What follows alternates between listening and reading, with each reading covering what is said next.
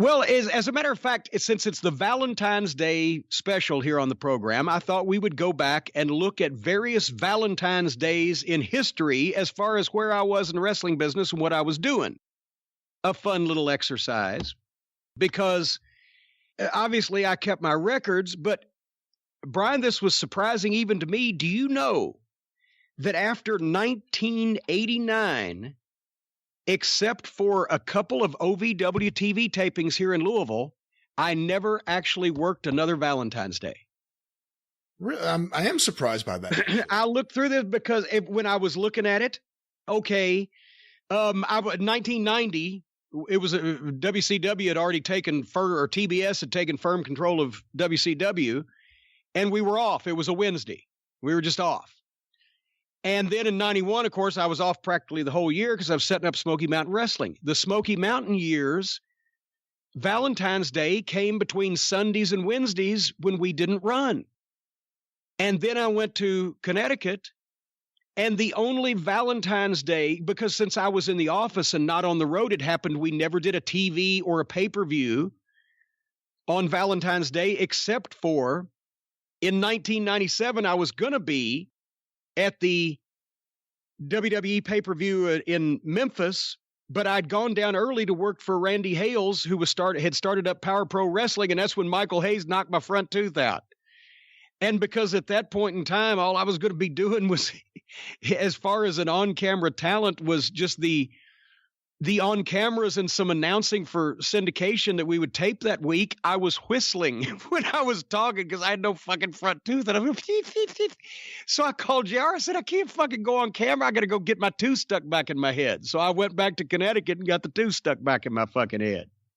And then, like I said, during OVW, except for a couple of TV tapings or, whatever, I never worked on Valentine's Day again.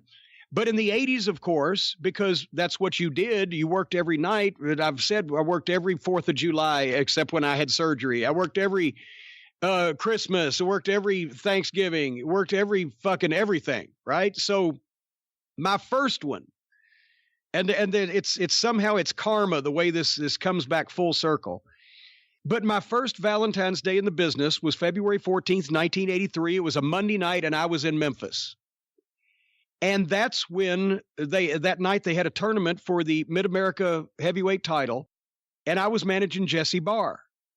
So we had two matches that night. Jesse went to, I think, a 15-minute draw with Dutch Mantell, and Jesse won the coin flip to advance so that Coco Ware, Sweet Brown Sugar, who eventually won the thing, as I recall, could beat Jesse in the second round.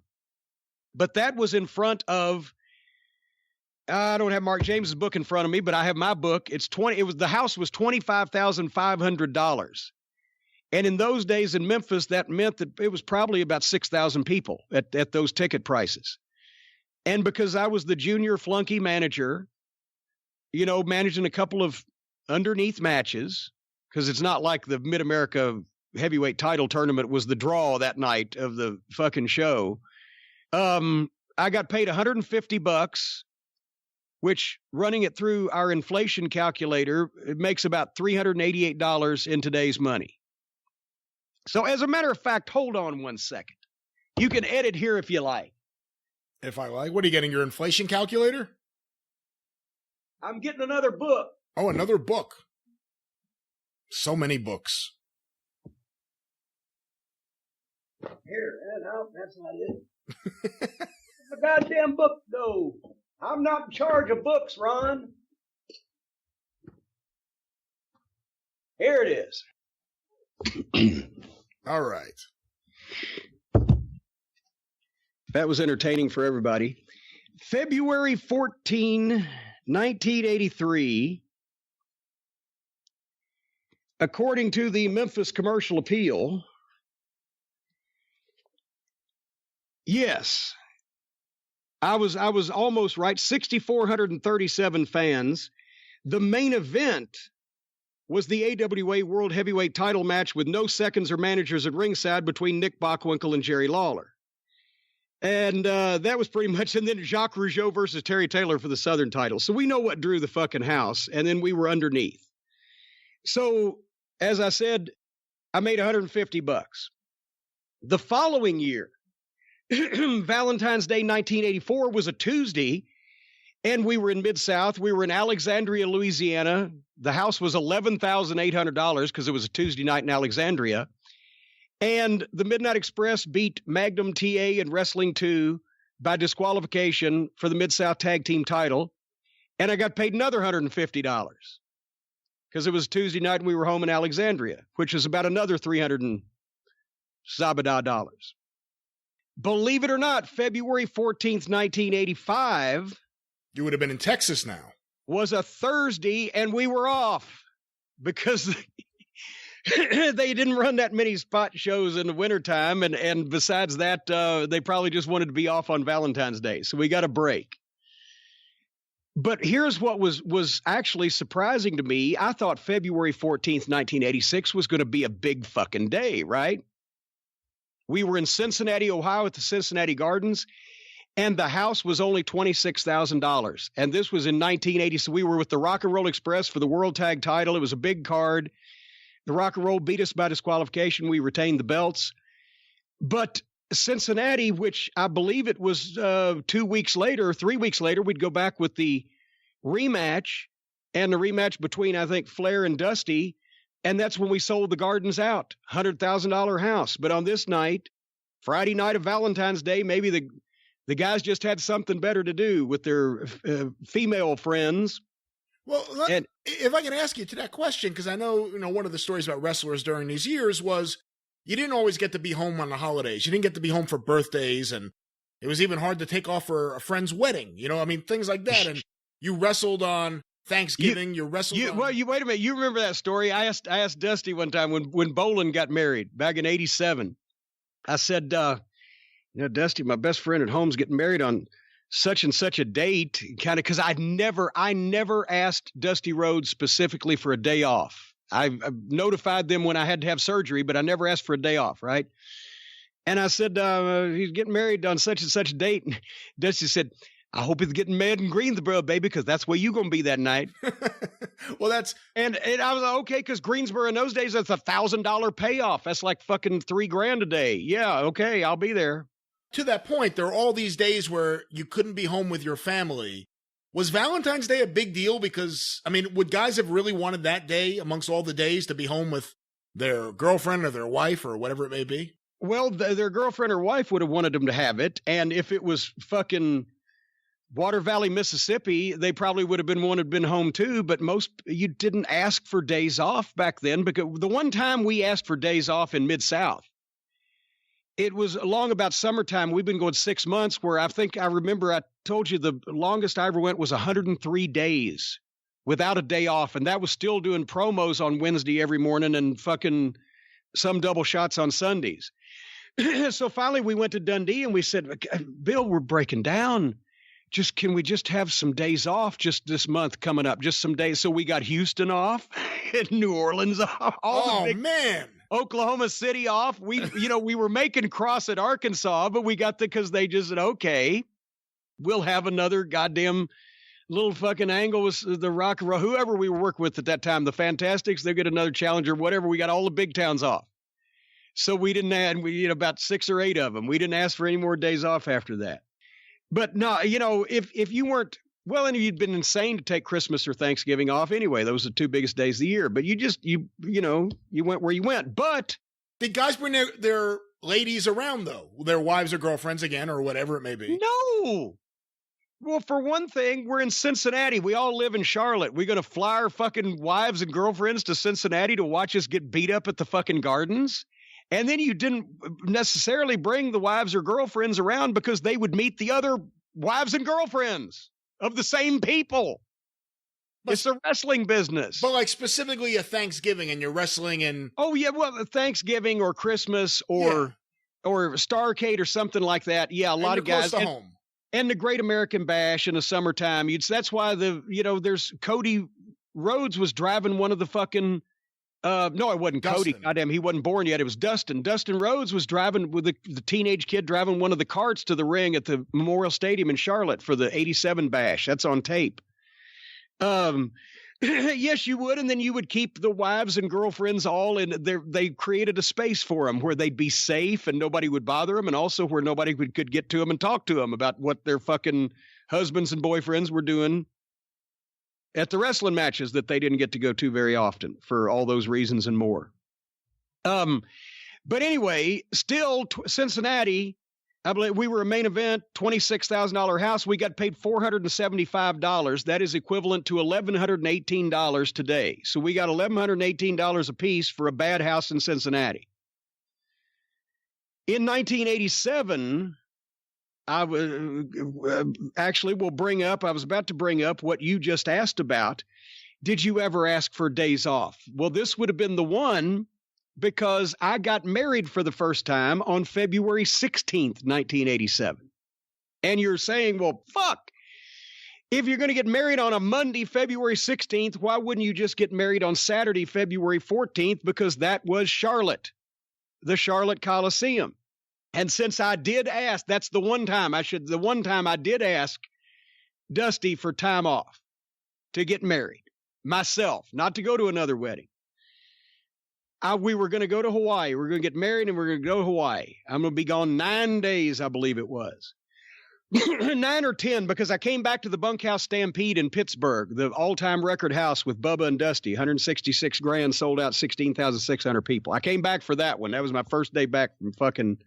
No, my second day back. First day back, we were in Minneapolis. I went from Hawaii in February to Minneapolis, I believe it was. Anyway, nevertheless. But did you get days off after you injured your knee at Starrcade?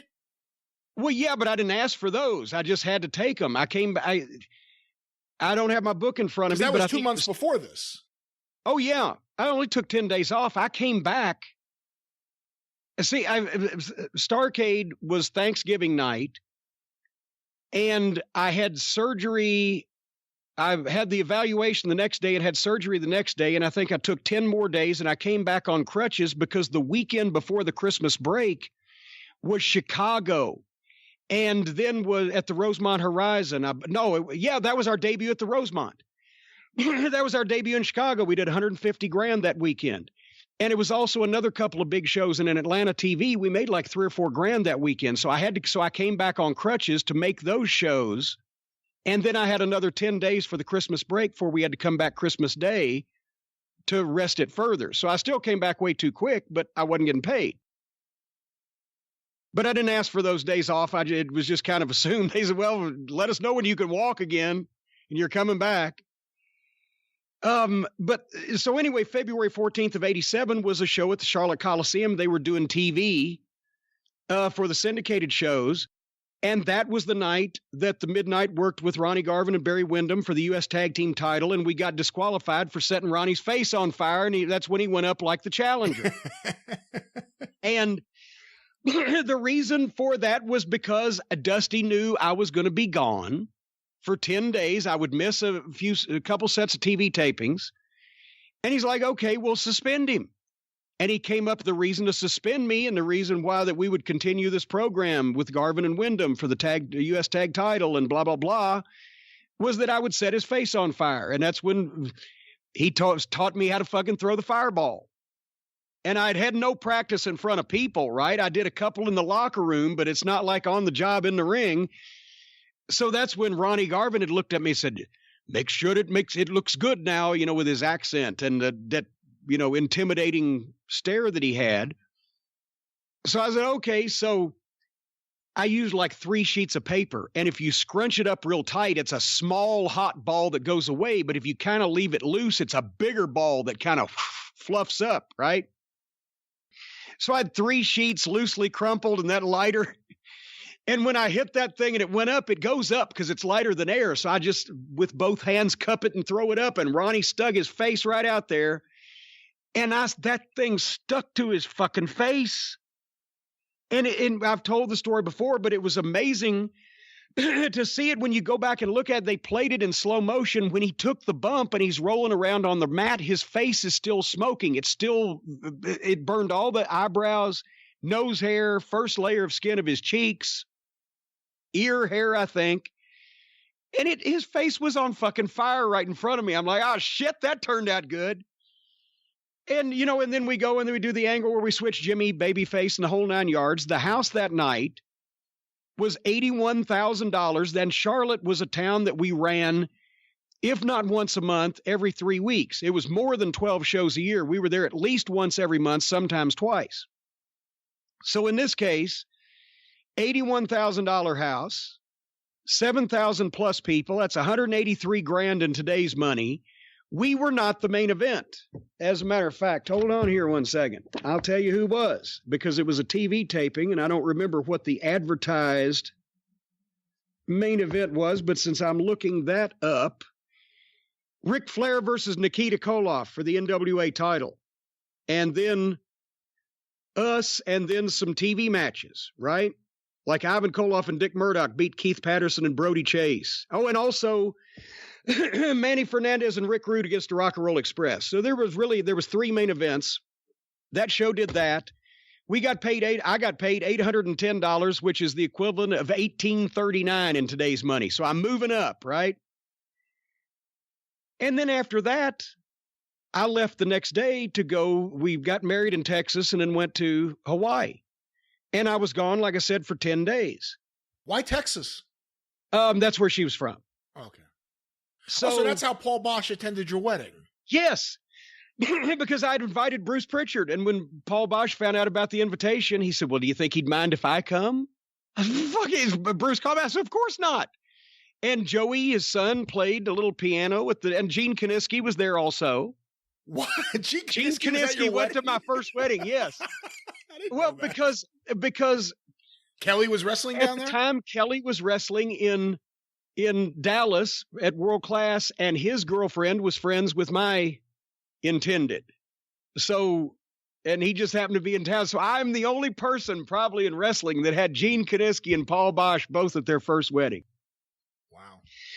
Anyway, but so I went to Hawaii, and I didn't know for the first time since I'd been in the business 5 years, right? I didn't know what the fuck was going on. There was no internet.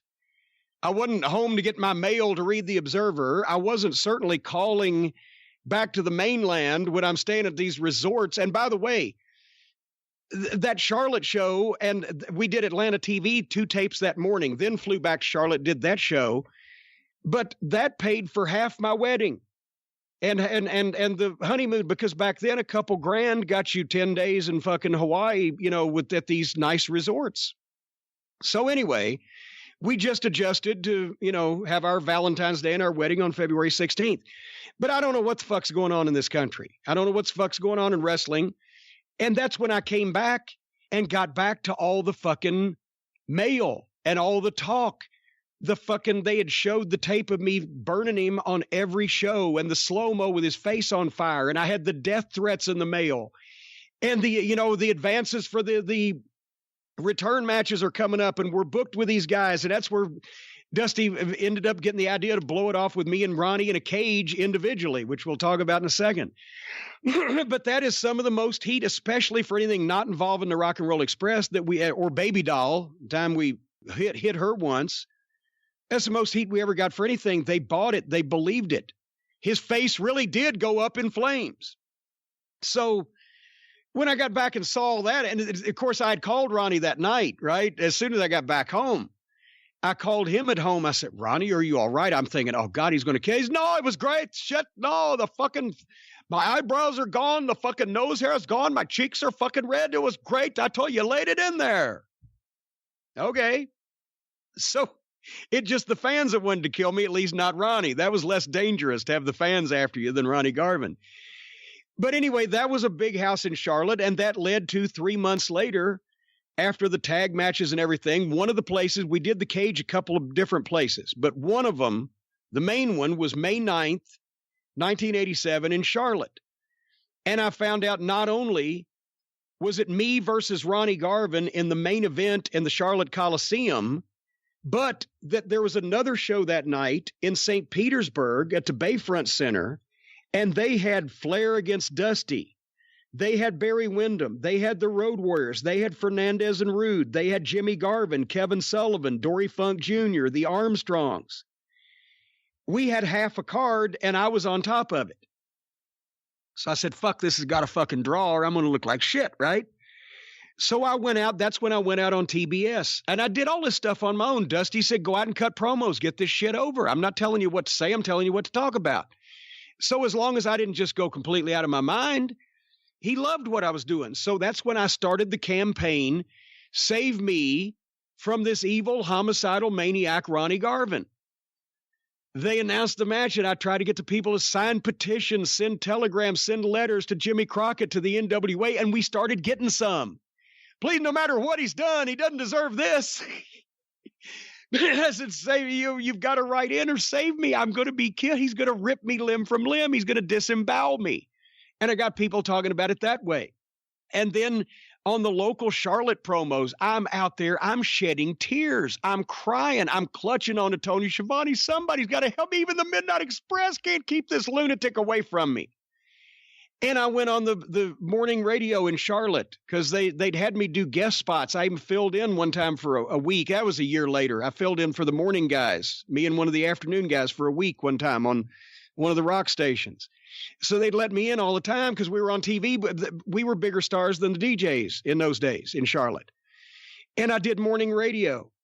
And I got Tom Sorensen at the Charlotte Observer to write a column on the big cage match, calling it Cage Gate. Cornette claims conspiracy. And we got a front page blurb on that Friday's Charlotte Observer. The match was on a Saturday or Sunday afternoon, I believe. We got the front page blurb.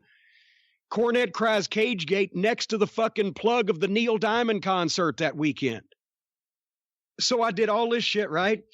Because I was determined, the fucking card. Hold on, let me give you this. Wait a minute. I'll find it right here. Here's the entire card. Ivan Koloff versus Todd Champion. New Breed versus Rocky King and Italian Stallion. Baron Von Raschke versus Thunderfoot. Lasertron versus Nelson Royal. Do you see where this is going? The Rock and Roll Express versus Vladimir Pietrov and Dick Murdoch. Then finally, Tully Blanchard versus Ole Anderson, Nikita Koloff versus Lex Luger, and Ronnie Garvin versus Jim Cornette. The Midnight Express was with me, but they had nobody to work, so Dusty just booked them and said, go out and do the fucking angle. So we get there that day, and son of a bitch, that fucking card did 69 grand, over 6,000 people, $156,000 in today's money. And I made $1,065 for a 6-minute cage match, which translates to $2,418 today. And it was the scariest and most fun time I've ever had because Dusty said, let's do the deal. We got the cage set up. Garvin's in the fucking cage. Here you come. Your arms in a sling, the neck brace. I brought all the shit, right? You've got a note from your doctor. You slipped in the fucking shower tray, as you were taking a shower before your match. You slipped in the shower back there, and the commission will not let you wrestle. So Bobby Eaton's going to take your place. And just when the people are ready to burn the fucking building down, here comes the fucking baby faces. And they shoveled me into the goddamn ring and slammed the door and kept the Midnight Express out. And I shit my pants. Oh, God. And I start trying to climb the cage. And the first thing Ronnie does is grab me by the fucking pants pocket and fucking rip my pants off. So as I'm hanging on the side of the cage. So now I'm standing there in my shirt and my tie and my underwear. And also my knee braces, which I tried to cover up with sleeves because I didn't want to get any sympathy for them because I had two. I had one. I had one knee brace at that point. Didn't have two yet. So I covered that up. I didn't want to get any sympathy. And he fucking roughs me up a couple of times. I take a couple of bumps. I go in. I throw the fucking powder. I blind him. Now I fucking go into my sleeve, covering up my knee brace, and I get the knucks. And I fucking pickle him in the head. He goes down. He gets juice. Now Ronnie Garvin is blind and bleeding. And I've got the chance to hammer him for another minute or so until finally I miss an elbow drop and he starts standing up and Ronnie gets that fucking expression on his face, the wide eyes, and he's going to make his comeback face and he's got blood and he's got powder. I'm like, oh shit. And boom, boom, boom. He bumps me a couple of times. I try to climb the cage again. He jerks me down. He gets on top of me. He's choking me around the fucking neck with both hands, right? Because he's going to kill me. and he's raining the punches on me, and they were beautiful. The sight of Ronnie Garvin's face when he is punching down on you, bleeding and fucking powdered and all that stuff, is frightening. But he never fucking potatoed me once, even though he could have got a receipt. So anyway, finally, boom, he's throttling me, and the referee sees my shoulders down and counts 1, 2, 3. That lets the cage door open, and here comes the midnight in, and we flurry, and we're out of there. And the place went wild, and they loved it. And there was no fucking issues whatsoever, because that's the way a manager and wrestler match is supposed to go. But I carried that whole fucking thing for once on my back and actually pulled the fucking thing off. I was very proud of that, and also that I lived through it. And Dusty heard about that gate and said, I'm never going to book Cornette without me on the same show ever again. No, that was the one back in February of 86 when the Midnight in Rock and Roll sold out with him and Flair in Toronto. Okay, well, one other question about this time period, Jim. Obviously, it's a couple months later against Wyndham and Garvin that you guys win the U.S. Tag Team title tournament. When did you find out they were going to do that? They were going to put the secondary tag belts on you guys. And you guys ended up holding them for like a year almost. Yeah, I can't remember. They had a tournament, I think, at the end of 86. They did something else with the belts. Then they, we had this program and ended up getting them there in, I think, March or April-ish of 87, and we held them until the Fantastics came in. Because remember, I think that was the deal, is right before the Fantastics beat us for them, we celebrated our 1-year anniversary. That was where I got a cake in the face again from the Fantastics, right, our 1-year anniversary. Because, Dusty, we had held the World Tag title from February until, August of 86, and then dropped it back to the Rock and Roll. And then he wanted to go with Rude and Manny as the World Tag Team champions.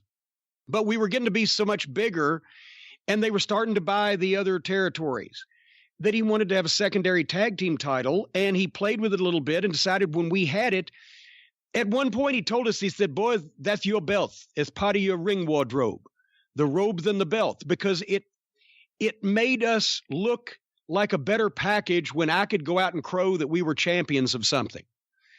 And he just liked the Midnight being some type of champion, so I could do those promos. So he said, just consider it part of your ring gear. You're going to have those fucking belts. And then we held them for that year. Then it meant something when we finally turned around and put them on the Fantastics. And of course, bringing the Fantastics in, and that program we did was my idea. That's the first one that Dusty really let me go with, where I could call the finishes and the whole 9 yards, and the way that we set it up and the way that we brought them in and put them over non-title on TV, and then did the angle on the Clash, and then put them over in that match. I obviously didn't ask that we were allowed to go the whole hour. That was Dusty's call, because the matches we were having were so good with him. He wanted to showcase it. That's an old Eddie Graham trick. The title match goes the whole hour of TV. But to put the belts on them on television with that finish, which was a takeoff of an old Lawler and Dundee finish in Memphis, where they teased stopping it, and then the fucking Dundee came back to goddamn do a Hail Mary and win. People went crazy. And then we ended up, I think, beating them back for it at the end so that we could go into some other shit. And then we were still, back and forth with the U.S. tag belts in 89 when Dusty was gone and TBS had taken over. But that was kind of our thing at that point, because it gave us something to brag about. It was, part of our presentation, as they say. Did that answer your question? That answered my question. Well, speaking in 1988, what did you do? Okay. Valentine's Day 88. I remember now because I went back and looked in my book. This was the famous night that we spent at the Airliner Motel on my God. Overnight, February 13th into 14th. And go back and look at YouTube for that story. I don't know what it's titled, but we had flown from Philly on Crockett's goddamn Gulfstream, the G1. I don't know if you've ever told that story on the show, actually. Yes, I have. I have to have. I don't know. I know I did it just last year on one of the shows, the Drive-Thru or whatever, but Philly, we had headwinds, and you could almost beat that goddamn prop jet, the G1, that Crockett had first. You could almost beat it with a car on the interstate. So we were flying at like 72 miles an hour, right, to Chicago. and because we had an afternoon show the next day. And so we got in at like 3 o'clock in the morning. And because we were in so late, they had rerouted us. We all had reservations at O'Hare Airport in Chicago. They didn't tell us we were going into fucking Love Field, or not Love Field, that's Dallas, but got Midway in Chicago. Midway Airport, which back then there was nothing there except private planes and cargo and bullshit practically. It's still not the biggest airport in the world, Midway in Chicago, but there's something around it. But 30 years ago, we got in at 3 o'clock in the morning. Nobody had any hotel reservations. This private aviation facility doesn't have flights coming in at 3 o'clock in the morning. There was literally one guy that swept up running the fucking thing. And they were able to get one cab for 16 guys that could ferry us 4 at a time back and forth to the closest and only motel that we could find rooms in, just to sleep from 4 o'clock until noon, right? Which turned out to be the Airliner Motel. And I'm not going to tell that whole story over again involving the Three Stooges room that fucking Bobby got with the 3 different beds broke down and the fucking phantom ghost phone calls and the murders in the other rooms and the going next door to the White Castle where Paul Jones didn't realize they were supposed to taste that way. And all of us being scared for our lives by being checked into the hotel by the goddamn cast of fucking Motel Hell and people, the guy working there in a fucking nightshirt and a bathrobe, carrying our sheets out to hand us, the whole 9 yards, but it was me in the Midnight and Murdoch. And I will give you the punchline. We all spend sleepless nights in this fucking place, this crack den, scared for our lives, getting phone calls from the dead and hearing murders in the next room. And then suddenly the next day we're bright and early. We're at the fucking lobby waiting for Murdoch so we can get the fuck out of there and get down to the pavilion. And Dickie comes out whistling and happy. I said, Dick, did you get any sleep in this fucking place? He said, me and Rhodes checked in a hotel one night. When we woke up the next morning, there was 3 inches of snow on top of us. Because they both hung their head out the window fucking puking and went to sleep that way. But so we go to the UIC Pavilion. It's a 2 o'clock show. And it's the Midnight Express and Dick Murdoch against Ronnie and Jimmy Garvin and Barry Windham. That was one of the feature attraction matches. Hold on, I've lost my bookmark. I'm going to tell you what the main event was that day. February 14, 1988 in Chicago, Illinois. Lex Luger beat Arn Anderson in a cage match. Road Warrior Hawk and Paul Ellering beat the Warlord and Barbarian in a ladder match. Think Animal might have been hurt. Dusty Rhodes beat Larry Zbyszko, disqualification. Mike Rotunda over Nikita Koloff. Barry Windham, Ronnie and Jimmy Garvin drew the Midnight Express and Dick Murdoch. Tully Blanchard beat Ricky Santana. And they were using locals even then. JT the Spider beat Catfish Charlie. I swear to fucking Christ. Probably didn't help the situation, but that was a $60,000 house. And that was after we killed Chicago at Starrcade 87 when the Road Warriors didn't get the belts. So we did $60,000 8 weeks or so, 8 weeks, 9 weeks after we killed the town for a 2 o'clock Sunday afternoon show. We made $400 a piece for that little 15-minute Broadway. Then we got back on the plane and went to the Omni in Atlanta that night where we did a $106,000 house and made $700 a piece because that card. Was that when Ole returned? Hold on. NWA World Champion Ric Flair beat Sting. Tully Blanchard and Arn Anderson beat Lex Luger and Ole Anderson. Yeah. Road Warrior Hawk and Paul Ellering beat Warlord and Barbarian in a ladder match. The Garvins and Windham they beat us that night. Beat the Midnight Express and Dick Murdoch. Rotunda over Koloff. Nikita and Ivan Koloff over Ron Simmons. That did $106,000 in the Omni because that was the night that Ole came back as a babyface to combat the evil horseman. But for the day, the point is, this is February 1988. Charlotte Crockett was already in financial difficulties, not because of the houses per se, but because of the televisions and the territories and the dead spots in the country that he had absorbed over the last year and a half. The core cities were still doing good. The core talent crew was still doing good. For 2 shows that day, we grossed $170,000, which is $370,000 in today's money. And for being in preliminary matches on those cards, me and the Midnight made $1,100 each, which is $2,400 for the day in today's money to be in preliminary matches. But because of the Kansas Cities and the old Mid-South territory and Florida and the constant TV tapings and the dead weight they had picked up trying to build the wrestling network and getting shut off of pay-per-view with Starrcade 87, where they did damage severely Chicago. We'd been on a string of like 6, 7 sellouts there in that building, $100,000 houses, and then they didn't put the belts on the Warriors. That's been gone over. But it still wasn't dead. Do $60,000 on a 2:00 on a Sunday afternoon. Is that the single worst night, though? If you have to really think back to it, the downfall of Crockett Promotions, Starrcade 87, where on pay-per-view you blocked out almost every single pay-per-view market by Vince McMahon and the Survivor Series. Because it wasn't just that he put the Survivor Series on. He was telling cable companies, if you air Crockett, you won't get WrestleMania. You won't get WrestleMania. We will not do business anymore. And they thought, well, fuck, he's the only guy that's done anything, like this so far. Are we going to take a chance on the new guys, or are we just going to stick with this because it's wrestling and they didn't know the fucking difference anyway? And Hogan Andre, WrestleMania 3 was just months before that. And then also in Chicago, the live show, the Road Warriors, and I will never understand Dusty's logic there. Yeah, this was bad. So, I mean, would you say that night from that double whammy, maybe the single worst night for Crockett Promotions during the downfall? Yeah, well, that was the turning point. They never recovered from that because it took Turner Broadcasting's intervention to get full cable coverage by the Great American Bash 88, and it took Turner's intervention to give the live Clash of Champions specials to combat WrestleMania, which made the cable companies go to both of them and say, quit this, you're costing us all money. But by then,